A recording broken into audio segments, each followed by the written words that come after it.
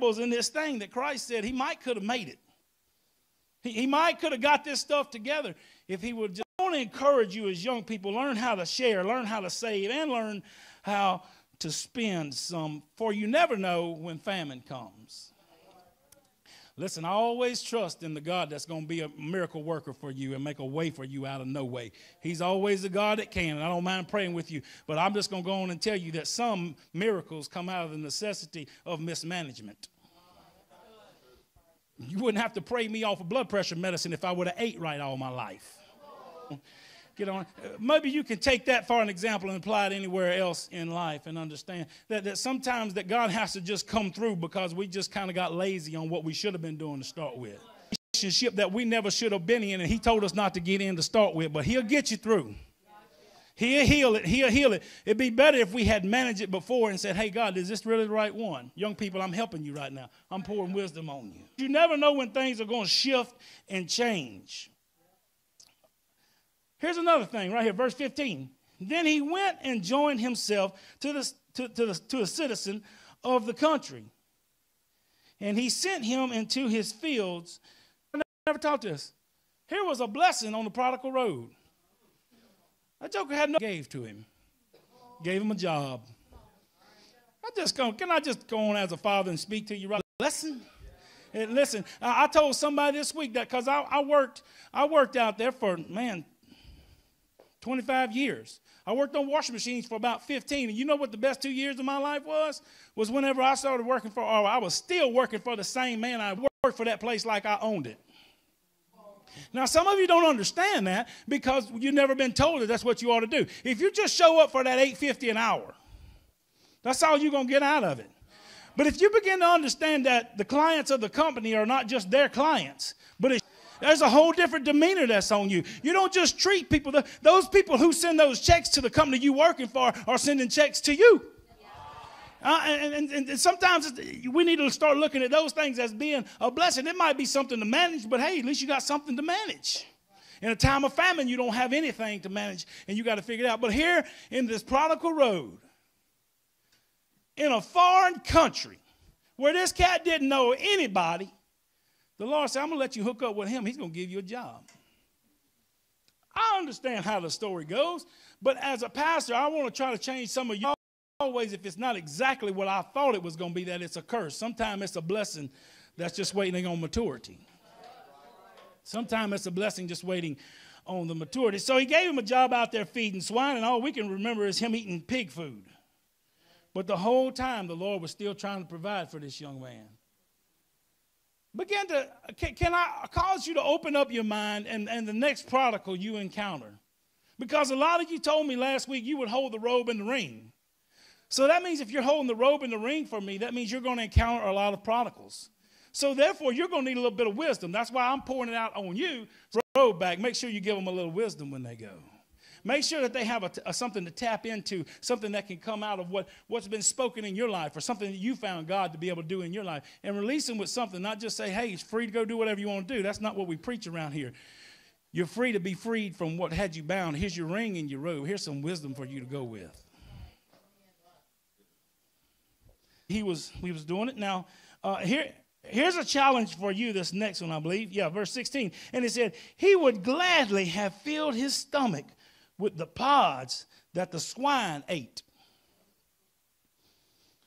And nobody gave him anything. I did a little bit last week because we're going to see the culture of our community change and definitely this church change.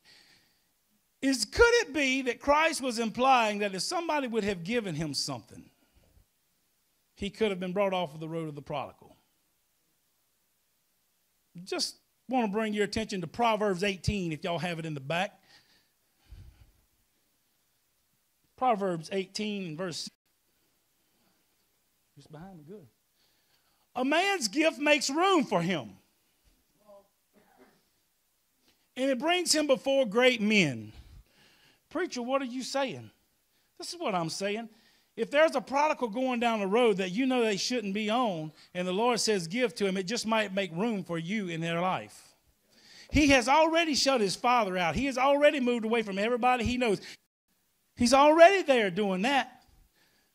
Maybe your gift of wisdom will cause him to come to the next level. Maybe your gift of understanding will stretch him a little bit to say, hey, I'm going to open up this spot. The word said your gift to make room in his life. It's not about giving to the preacher. I'm trying to tell you that's the culture I'm trying to break. But sometimes the Lord will tell you to be able to give to somebody because he wants you to be able to speak into their life. You might be holding their ring in their robe and they don't think you have anything that's going to give. It could have been a smile. It could have been a hug. It could have been a handshake that they say, hey, my God, I ain't felt this since I left home.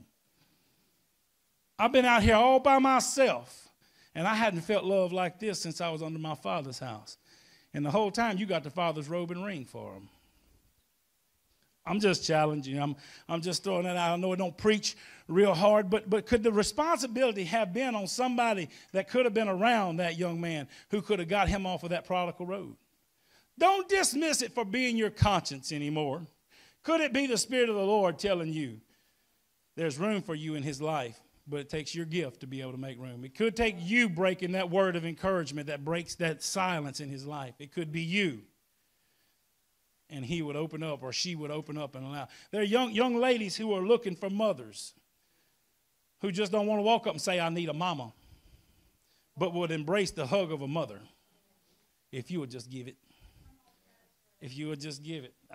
Listen, I don't know why he did it, but I'll tie it together. That hug's more than that silver and gold. Somebody help me who's walked through that and say, I wish I could have a hug. I couldn't pull out enough money out of my pocket and the rest of the people in this building to what that would be cost in somebody's life. The room that would make in their life. It happens like that. And that's what we need to be here at New Beginnings Outreach, is somebody who would say, hey, I will break the ice. I will tap into your life to be able to. It might be ugly, but this is Proverbs 31, and this is how we need to live. This is how we need to dress. This is how we need to look. And I love you enough to be able to tell you. It's a gift that would make room. And there's promotion behind it to put you before great men. It would put you before great men. So don't look for great men to give to. Oh, I thought people, because the rich people might give back. What I'm saying is give to somebody who needs something that they don't have. God will make sure you get what you need. I'm going to preach this in just a minute if y'all don't watch out. It ain't about me trying to give to somebody I need to get favor from. I need favor from the Lord, so I'm going to give to somebody who don't have, somebody who's in lack, somebody got too many kids to send to Haiti, somebody who got too many kids to send to youth camp, and I'm going to send me one of them because I believe the favor of the Lord will fall on me because my gift will make room. Y'all doing well with this. Y'all doing better than me. I struggled for 2 days with it, but y'all doing good. Y'all doing good. Verse 17. But when he came to himself, he said, how many of my father's hired servants have bread enough and to spare, and I perish with hunger? He said, I'm starving. The position of his mentality and where he was beginning to shift. And I know we're approaching the end of it. And I preached this last week, and this is where it's starting to overlap. And I don't mean to get monotonous on you, but I'm going to turn you loose here in a few minutes because I feel like God's done what he wanted to do, because you don't just come from me to try to lay hands on you, but I feel like you've got a good interpretation of wisdom today. I feel like the presence of the Lord was here to be able to heal you, and anybody in this building can lead you to Christ and make sure you're saved. It's my position to tell you, inject things in your life, and he may be trying to use you to inject things into other people's life, because the prodigal is not meant for the prodigal road is not meant for the son, but it doesn't disqualify him. Just because he walked the wrong road doesn't mean he's not a son anymore.